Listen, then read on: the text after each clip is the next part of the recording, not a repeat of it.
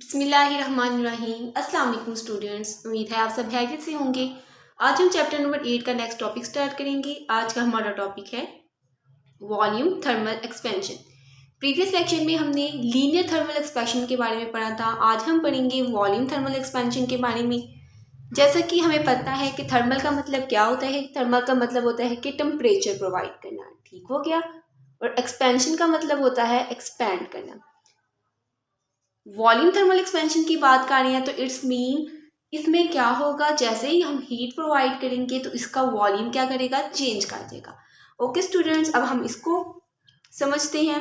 इसको समझने के लिए भी हम क्या करते हैं, एक डायग्राम ड्रॉ करते हैं। सपोज करते हैं जैसा हमने कल एक मेटल रॉड लिया था, आज भी हम एक सॉलिड फॉर्म ले लेते हैं। समझिए ये एक सॉलिड फॉर्म है, ठीक है। सॉलिड मेटल ही ले लेते हैं, सॉलिड मेटल ले लेते हैं, ठीक हो गया।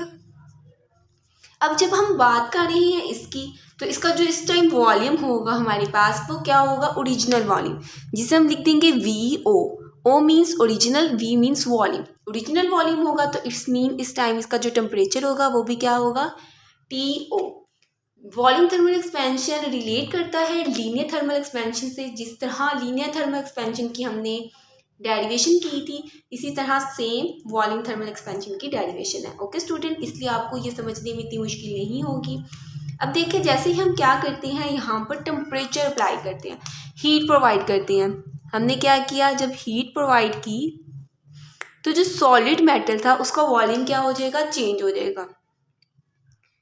उसका वॉल्यूम चेंज होकर क्या हो जाएगा, उसका वॉल्यूम चेंज होकर बन जाएगा V, और टेम्परेचर क्या बन जाएगा, T बन जाएगा। अब हम यहाँ पे वैसे ही देखते हैं चेंज इन वॉल्यूम। हमारे पास वॉल्यूम में जो चेंज आ रहा है वो क्या हुआ, अभी चेंज इन वॉल्यूम। चेंज के लिए हम क्या करते हैं, चेंज के लिए हम डेल्टा यूज़ करते हैं। डेल्टा का मतलब ही चेंज होता है। वॉल्यूम के लिए हम V यूज़ करते हैं। वॉल्यूम में चेंज आएगा तो क्या होगा, V को हम माइनस कर देंगे उसके ओरिजिनल वॉल्यूम से, तो यहाँ पे लिख देंगे V माइनस V नॉट। अब इसी तरह हम चेंज इन वॉल्यूम है, अब चेंज इन टेम्परेचर देख लेते हैं कि जो टेम्परेचर में चेंज आएगा, चेंज इन टेम्परेचर। टेम्परेचर में जो चेंज आएगा वो हमारे पास क्या हो जाएगा, हम यहाँ पे लिख देंगे delta T is equal to T minus T nought, ठीक हो गया। अब यहाँ पे हम देखते हैं कि हमारे पास टेम्परेचर में भी चेंज आ गया, वॉल्यूम में भी चेंज आ गया। अब देखते हैं, अब हमारे पास क्या था कि हमारे पास जो वॉल्यूम है, चेंज इन वॉल्यूम, उसका डायरेक्ट रिलेशन किसके साथ हो जाएगा, उसका डायरेक्ट रिलेशन होगा ओरिजिनल वॉल्यूम से। वो कैसे, यानी अगर आपके पास कोई सॉलिड फॉर्म में है, उसका वॉल्यूम जितना होगा, तो जैसे ही हम हीट प्रोवाइड करते हैं तो उसके वॉल्यूम के हिसाब से ही चेंज आता है। अब यहाँ पे हमने लिख दिया डेल्टा V का डायरेक्ट रिलेशन किसके साथ है, VO के साथ। VO मतलब ओरिजिनल वॉल्यूम। अब इसी तरह डेल्टा V का डायरेक्ट रिलेशन किसके साथ हो गया, डेल्टा T के साथ, यानी चेंज इन टेम्परेचर के साथ। अब हम क्या करते हैं, इन दोनों इक्वेशंस को रिलेट करते हैं। इन दोनों इक्वेशंस को रिलेट क्यों करेंगे, क्योंकि यहाँ पे भी हमारे पास डेल्टा V है, यहाँ पे भी हमारे पास डेल्टा V है। अब हम इसको कॉमन ले लेते हैं, तो हम ऐसे लिख सकते हैं, हम यहाँ पे लिख देंगे डेल्टा V डायरेक्ट रिलेशन किसके साथ है, V नॉट डेल T। अब यहाँ पर देखिए ये एक साइन है, इस साइन को हम कहते हैं प्रोपोर्शनैलिटी साइन। प्रोपोर्शनैलिटी साइन को जब रिमूव करते हैं हम कोई ना कोई कांस्टेंट लगाते हैं। यहाँ पर जो हम कांस्टेंट यूज करेंगे वो हमारे पास क्या होगा, वो हमारे पास हो जाएगा delta V is equal to beta V nought del T। अब इसमें ये जो आपके पास बीटा है, इसमें आपके पास जो बीटा आया है, इसको हम क्या कह देते हैं, इसको हम कह देते हैं coefficient of volume. Coefficient of volume thermal expansion, ठीक है। ये कोफिशिएंट है किसका, वॉल्यूम थर्मल एक्सपेंशन का। अब हम क्या करते हैं, इसी वैल्यू से हम बाकी निकाल लेते हैं। जैसे यहाँ पे हमारे पास क्या है, डेल्टा V है। डेल्टा V में हम वैल्यूज पुट कर देते हैं तो आ जाएगा हमारे पास डेल्टा V, पहले मैं वही वैल्यू लिख देती हूँ B, ठीक है। आ जाएगा V minus VO is equal to beta V nought del T। ये V नॉट यहाँ माइनस में है, यहाँ जब लेके जाएंगे तो क्या हो जाएगा, प्लस में, तो लिख देंगे V nought plus beta V nought delta T. अब यहाँ पे और यहाँ पे देखा जाए तो दोनों साइड्स पे क्या है, वी नॉट हम क्या करेंगे, कॉमन ले लेंगे, तो आ जाएगा v is equal to V nought 1 plus beta del T. ये आपके पास आ गया है फार्मूला वॉल्यूम फाइंड करने के लिए, ठीक है। अगर हमने किसी भी चीज़ का वॉल्यूम फाइंड करना हो तो उसके लिए हम ये वाला फार्मूला लगा लेंगे, ठीक हो गया। अब देखते हैं हम आगे कि अगर हमने सिर्फ coefficient of volume thermal expansion find करना है, ठीक है, वॉल्यूम थर्मल एक्सपेंशन फाइंड करेंगे तो इसी फार्मूले को हम दोबारा रीयूज़ कर लेते हैं। मैं यहाँ पे लिख देती हूँ, हमारे पास क्या था formula, delta v is equal to beta V nought del T. हमने अगर coefficient of volume thermal expansion find करना है तो उसके लिए हम क्या फार्मूला लगाएंगे, b हमारे पास coefficient of volume thermal expansion है तो बीटा इधर आ जाएगा, डेल्टा v ऊपर आ जाएगा, वी नॉट डेल्टा टी नीचे आ जाएगा। ये आपके पास फार्मूला आ जाएगा coefficient of volume thermal expansion का। ओके स्टूडेंट, अब इसमें एक बहुत ही इंपॉर्टेंट बात बताई गई है। उन्होंने कहा है कि जो coefficient of volume thermal expansion है उसमें बीटा जो है वो वॉल्यूम पर केल्विन चेंज टेम्परेचर आता है। जैसे जैसे मतलब टेम्परेचर चेंज करते जाते हैं तो उसमें भी चेंज आता जाता है।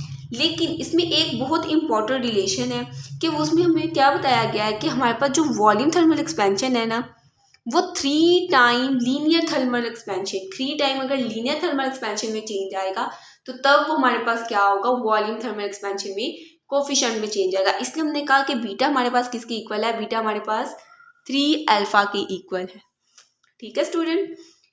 ओके स्टूडेंट, ये हमारा टॉपिक यहाँ पर कंप्लीट हो गया, वॉल्यूम थर्मल एक्सपेंशन। इसके साथ ही थोड़ा सा डिस्कस कर लेते हैं कंसीक्वेंस ऑफ थर्मल एक्सपेंशन।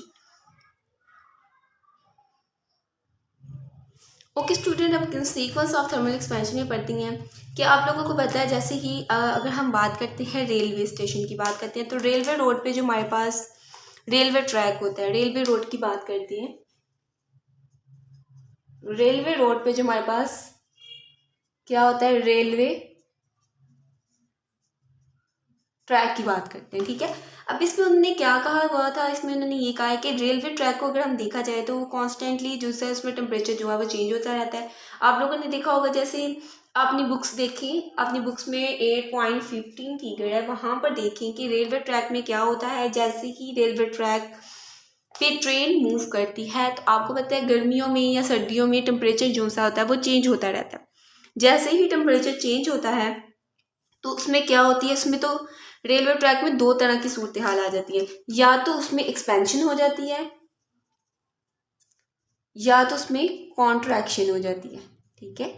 आप लोगों ने देखा होगा जहाँ पे रेलवे ट्रैक जाकर मिलता है, रेलवे का रास्ता जहाँ पे मिलता है वहाँ पे या तो कंट्रैक्शन होती है या क्या हो जाती है, एक्सपेंशन होती है। एक्सपेंशन कब होती है, जब हीट प्रोवाइड की जाती है तो एक्सपेंशन हो जाती है, जब हीट नहीं मिल रही होती तो क्या हो जाती है, कंट्रैक्शन हो जाती है।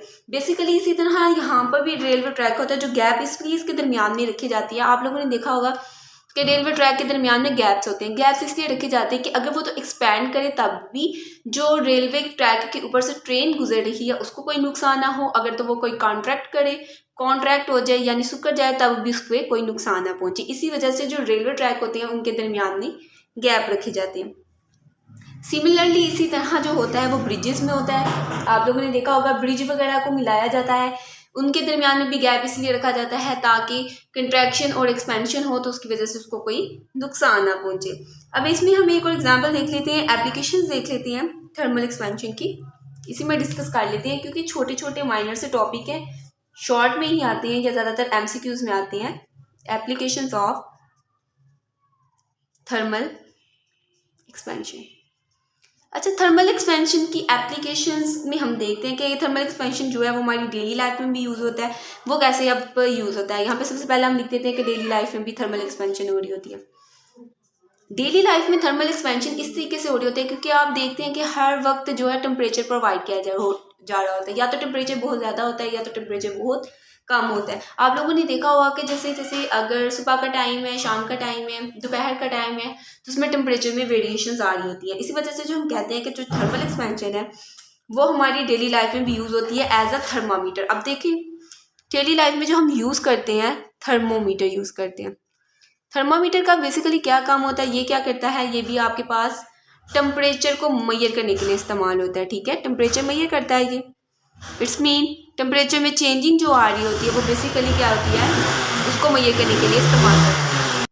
इसके अलावा क्या होता है, इसके अलावा अगर हमने एक और एग्जांपल ले लेते हैं बॉटल कैप की, ठीक है, बॉटल कैप की एग्जांपल ले लेते हैं। अगर हमने बॉटल कैप को ओपन करना होता है, ठीक है, हमने क्या करना है, बॉटल कैप को ओपन करना है। जब हम बॉटल कैप को ओपन करते हैं तो हम क्या करते हैं, इसके ऊपर अगर ढक्कन ना खुल रहा हो या कैप ना खुल रहा हो तो हम क्या करते हैं कि हम इसके ऊपर गर्म पानी डालते हैं या इमर्स हॉट वाटर, ठीक है।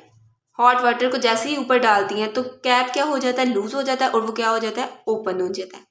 इसी तरह ये थर्मल एक्सपेंशन जो है वो हमारी डेली लाइफ में भी यूज़ हो जाती है। मतलब हम किसी भी चीज़ को टेम्परेचर प्रोवाइड करके उसमें एक्सपेंशन भी करवा सकते हैं और कंट्रैक्शन भी करवा सकते हैं। टेम्परेचर प्रोवाइड करेंगे तो एक्सपेंशन होगी, अगर हम उसे कूलिंग टेम्परेचर पे रखेंगे तो इसमें वहाँ पे क्या हो जाएगी, कंट्रैक्शन हो जाएगी। ओके स्टूडेंट, हमारा ये टॉपिक यहाँ पर कंप्लीट हो गया। आज के टॉपिक में हमने वॉल्यूम थर्मल एक्सपेंशन देखा कि किस तरह सॉलिड मेटल्स में वॉल्यूम में चेंजिंग आती है। कंसीक्वेंस ऑफ थर्मल एक्सपेंशन देखा कि जैसे हमने देखा रेलवे रोड पे, ब्रिजेस पे जो बेसिकली गैप्स रखे जाते हैं वहाँ पे थर्मल एक्सपेंशन का क्या काम होता है। एप्लीकेशंस देखी इन डेली लाइफ में हमारे पास थर्मल एक्सपेंशन किस तरीके से यूज़ होता है। हमने वहाँ पे थर्मामीटर देखा, थर्मामीटर जो डेली लाइफ में यूज़ होता है, घर में सबके मौजूद होता है। इसके अलावा बॉटल कैप को ओपन करने के लिए भी हमने क्या किया, टेम्परेचर प्रोवाइड किया। ये हमारा यहाँ पे टॉपिक कंप्लीट हो गया। इंशाल्लाह ताला नेक्स्ट टॉपिक हम नेक्स्ट लेक्चर में डिस्कस करेंगे। तब तक के लिए आप सब अपना बहुत ज़्यादा ख्याल रखिएगा और दुआओं में याद रखिएगा। अल्लाह हाफिज़।